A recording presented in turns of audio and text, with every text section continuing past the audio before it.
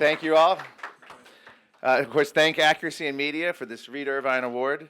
I got the opportunity to know Reed for years. In fact, one of the first people in Washington that I worked with, Reed. I was doing videos for him. I did a lot of projects for Accuracy in Media in the early days.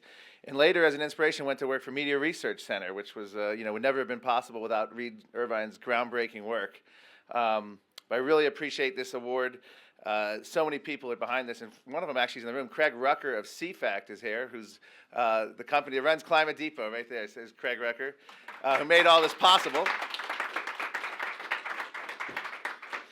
But it's when you look at this whole global warming issue, and when it began basically in 1988, and where we are today, and how this award, by the way, the Accuracy in Media is giving is possible, it is stunning. In 1988, the United Nations Climate Panel was formed.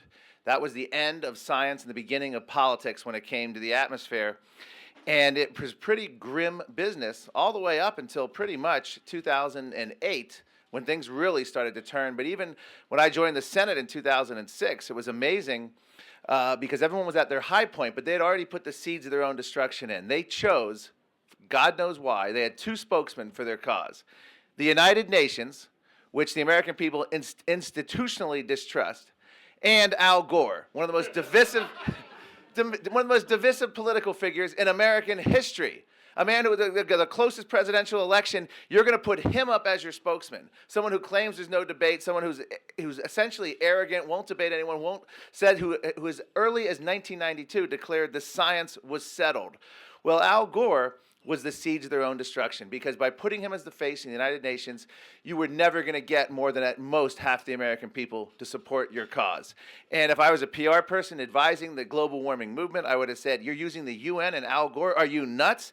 And of course, it worked for a while. They had the Oscars for his film Inconvenient Truth. You had the Nobel Peace Prize shared by the UN and Al Gore. They were riding high in 2007. It was called the gold standard of scientific review. They were high-fiving. The deniers were thrown into the ash heap of history. We were compared to Holocaust deniers.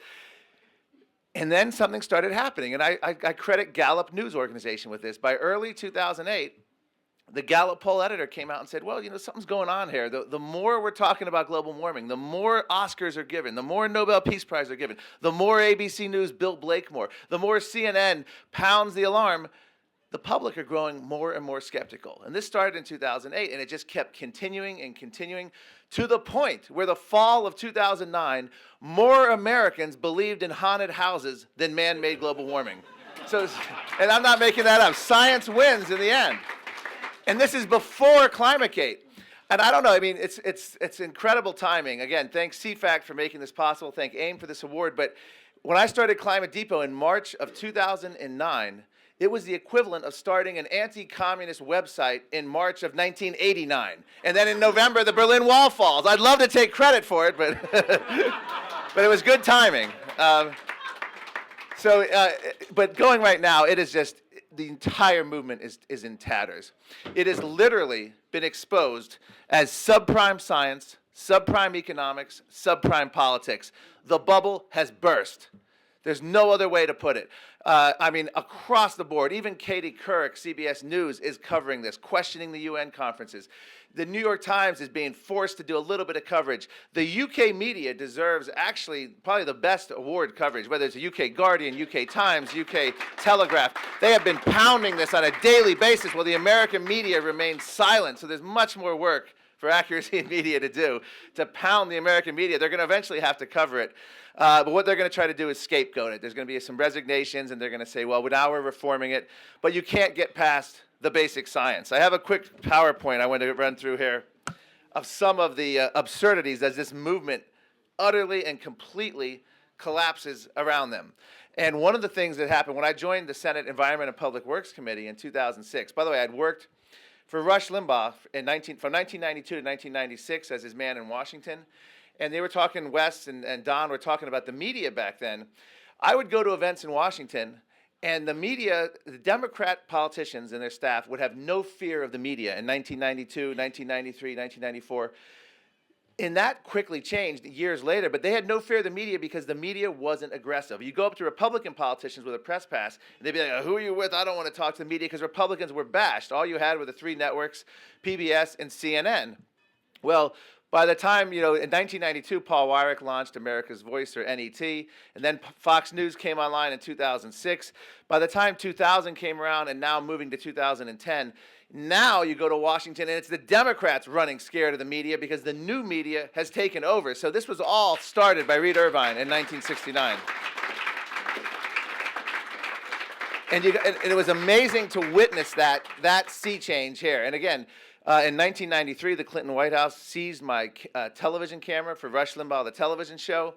And that got the ire even of Helen Thomas, the dean of the White House press corps, who marched me into the White House press office, demanded they return the camera, and the White House later apologized. And Helen Thomas had said in the history of the White House, she had been covering it, I think, since at least Abraham Lincoln, or no, all right. Just an age joke there. But she'd been covering it maybe since Eisenhower or JFK.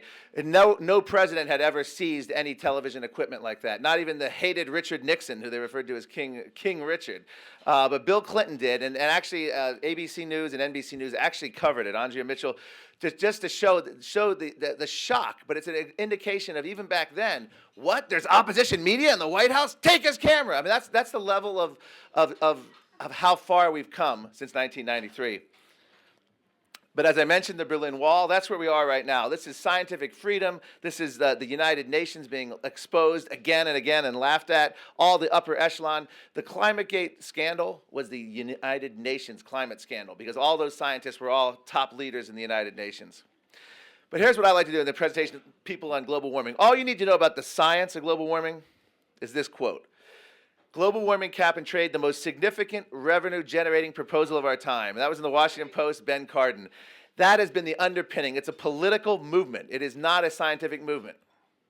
How absurd have they become? This was last summer. Democrat Senator Debbie Stabenow. "Global warming creates volatility. I feel it when I'm flying. The storms are more volatile." Actual quote. And now we have Tom Friedman of the New York Times saying, let's not call it global warming. Gee, is that because it's not warming anymore? Or is that because, so he calls it global weirding. So now anything that happens, they can declare it global warming. Here's another way that science has been perverted. Nobel Prize winning economists yet to find ways to exaggerate the threat. Here's a tornado destroying a house. How desperate are they? Mainstream publications. He wishes over the next 5 or 10 years, horrid things could happen. Tornadoes in the Midwest. That would get people concerned about climate change.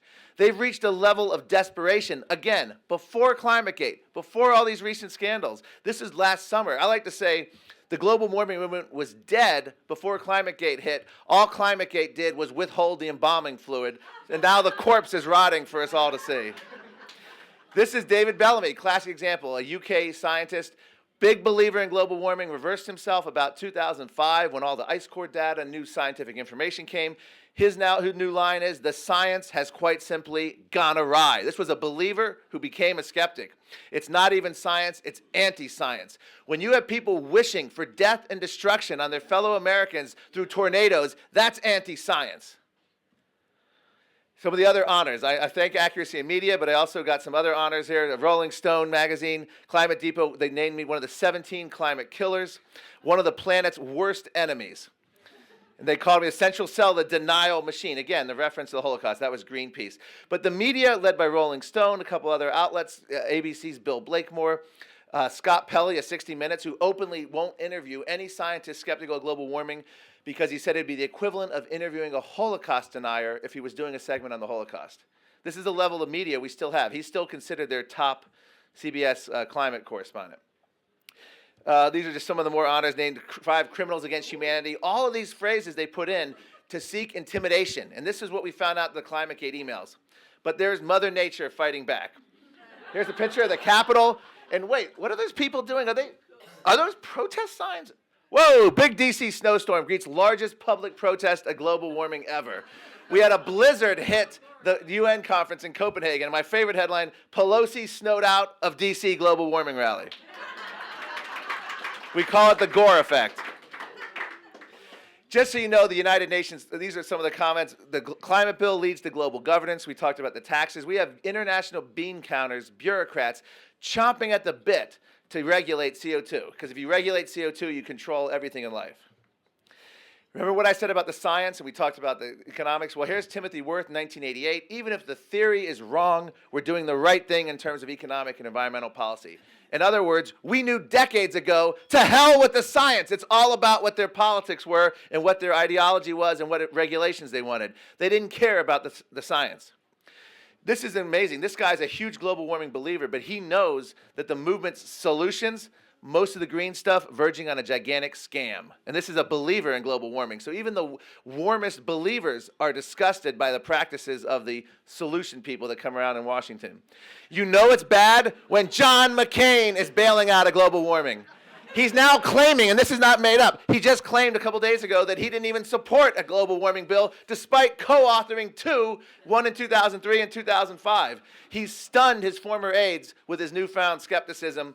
That just goes to show you, because of the work of AIM, because of all the work of Senator Inhofe, who I owe a huge debt of gratitude for.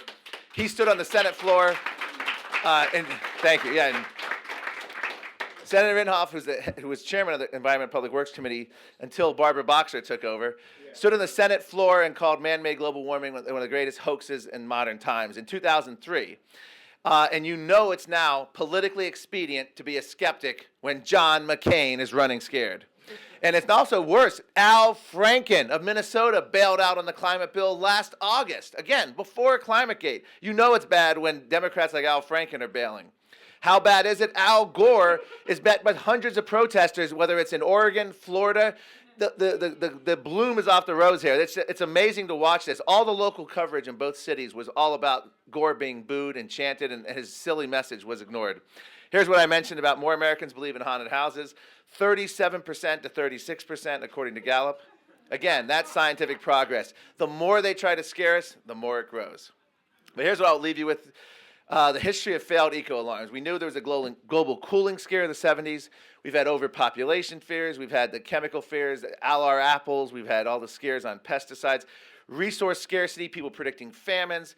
We had the Amazon rainforest scare, which I actually did a documentary in 2000 on the Amazon rainforest. The New York Times, 9 years later, admits for every acre of rainforest cut, 50 are being regenerated. They're calling them galloping jungles. People are leaving the rural areas and in the jungles, going to cities.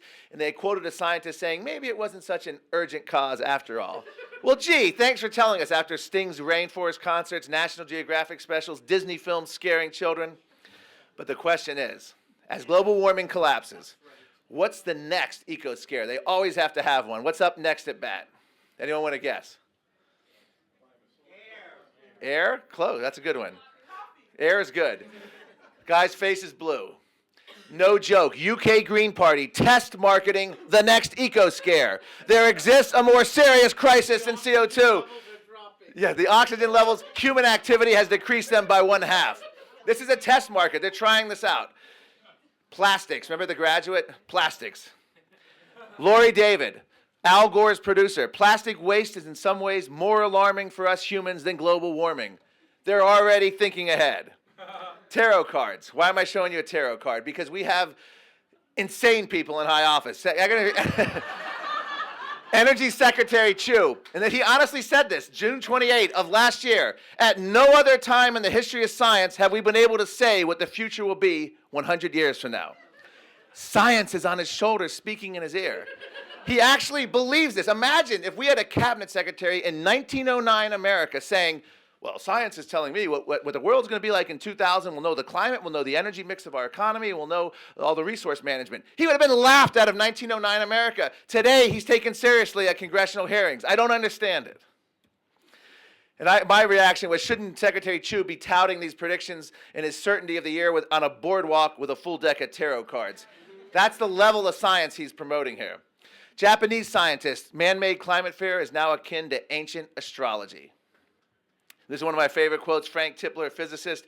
Whether the ice caps melt or expand, whatever happens, the global warming theorists claim it confirms their theory. A perfect example of a pseudoscience like astrology. And that's where the global weirding comes in. That's where I feel it when I'm flying, Senator Stabenow. This is not a joke. Global warming causing women to become hookers in Africa. Women in her Malawi village are turning to prostitution because they can no longer make enough money from farming due to global warming. UN official, climate change pushes poor women to prostitution. These are their actual quotes. This is what the UN is peddling. And it's funny, but the developing world is being told, because we own SUVs and live a nicer life and we have running water and electricity, that their children are being forced to prostitution because every drought, flood, hurricane, storm, every act of God, we used to call it, but every act of nature is because of man-made global warming. It's a perversion of science. Why is Obama... Okay, wait. This is just an AP photo just to show you the summit from last summer. I don't know. Okay. The video is less damning, although I think Sarkozy was guilty there. Okay. Controlling nature. At that summit where Obama was looking around there, he backed a historic breakthrough to agree to keep a goal of keeping the world's temperatures from rising no more than 2 degrees Celsius. Do you got that? World leaders, Western leaders, agreed to control the Earth's thermostat. It prompted a UK scientist to say, as if the climate's controlled by a dimmer light switch that can be twiddled up and down at the whim of pompous politicians. At the same time Obama was there at the summit, the tribes in Uganda were blaming calamities like drought on the angry gods. And the All Africa media said, little do these poor villagers know their area is suffering the consequences of a larger problem, climate change. So here's the question. Who needs to be educated? And which is more plausible? Ugandans blaming drought and disease on angry gods, or more educated Western leaders believing they can control the Earth's thermostat? This is the level of absurdity we've reached. It gets more absurd. The same time Obama was pledging to control the Earth's thermostat with the other politicians, naked farm girls were plowing fields in India in an ancient ritual to embarrass weather gods to bring about badly needed monsoon rain. They were chanting hymns to invoke the gods. So the question is, who's more likely to affect and impact the weather, President Obama and Western leaders, or naked farm girls in India? I want to see a vote right now. Who do you think's... But this is the absurd level. This is where we are right now in climate science, where we actually think politicians can do it. My favorite quote, Richard Lindzen, ordinary people see through man-made climate fears, but educated people are very vulnerable. Now, just more climate astrology. Obama actually said this. My presidency will, quote, be the moment when the rise of the oceans began to slow and our planet began to heal. You ready? Hallelujah, hallelujah. No joke. Global sea level, July, just 8 months into office, flattening a downward trend. In July 22nd, sea level, he did it. Obama called it. He did it. He's got powers and ability far beyond those of ordinary men. Hallelujah. So I'll leave you with this. Have we advanced? I'm showing you witch trials here from the Salem witch trials. During the Salem witch trials, women accused of being witches were accused of changing the weather. Remember, this was during the Little Ice Age, so crop failures, brutal cold, much like the winter we've had here. Have we advanced? This is the Aztec priest. They encouraged people to sacrifice blood to the gods to end severe drought in 1450. Thousands of sacrificed in a few weeks' time. Blame people for the weather. Does it sound like your SUV is a weather machine? You've caused this. You're causing women to become hookers in Africa? Very familiar. This was 1450. Human sacrifice. Where are the modern human sacrifices? Telling Africans they can't have electricity is immoral. Gore uses more electricity in a week than 28 million Ugandans. Absolutely true stat. Because only 3 million, there's 31 million Ugandans, and I think 3 million have electricity, 28 million have none. In Chad, people can't cook. Their global warming-inspired ban on charcoal leads to desperate families. Cooking is, of course, a fundamental necessity. On the other hand, climate change, every citizen must protect his environment. That's what their environmental minister said, inspired by the UN. People living in huts made of dung are being told to sacrifice to save the planet, which isn't in danger. Kenyans were rebelling. UK grocery stores, buy local, carbon-friendly. Well, they didn't like that because it was affecting their livelihood and impacting their export of food. India told the United Nations, and by the way, India is breaking away, talking about forming their own climate group independent of the UN.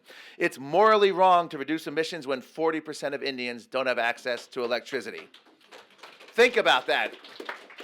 Obama supports limiting development. Obama, who should know better, being a champion of the poor allegedly his whole life as an activist, he is telling the World Bank, don't fund coal-fired plants in the developing countries due to global warming fears. Again, the only way these people can get out of poverty is through coal-fired power plants, and carbon-based energy. This is one of my the cartoonists, actually Tim Kelly of CNS News.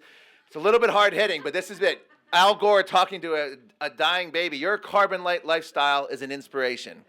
That's the perversion. We can talk about how global warming will cause energy prices here, but that's the morality. When Al Gore says it's a moral issue, it is a moral issue. There it is, right there.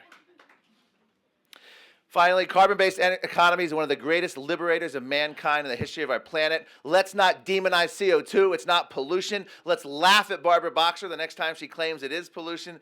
Life used to be nasty, brutish, and short, and still is for 1.6 billion people without running water and electricity. They need carbon-based energy. And if we were facing a climate crisis and the proposal of the UN and Congress were only hope, we would literally all be doomed, because if you look at what the UN proposes and what Congress proposes, they wouldn't even impact global temperature, assuming they were right on the science. In the case of the congressional bill, it won't even impact global CO2 levels, according to Obama. It's a giant con. That's what they've been selling us. They've been exposed. We should be laughing, celebrating, popping champagne corks as the United Nations is an utter free fall, but we have to keep our keep fighting them now, because now they're going to try to regroup and come back. It's either going to be a new eco scare or they're going to claim some natural disaster. If we have another hurricane hit us, Al Gore is going to jump out of the woodwork and say the deniers were wrong. Look, it's bad. But again, I just want to end here by thanking Accuracy and Media, thanking everyone here who made it possible. I appreciate this award, and thank you. Keep the fight. Thank you very much.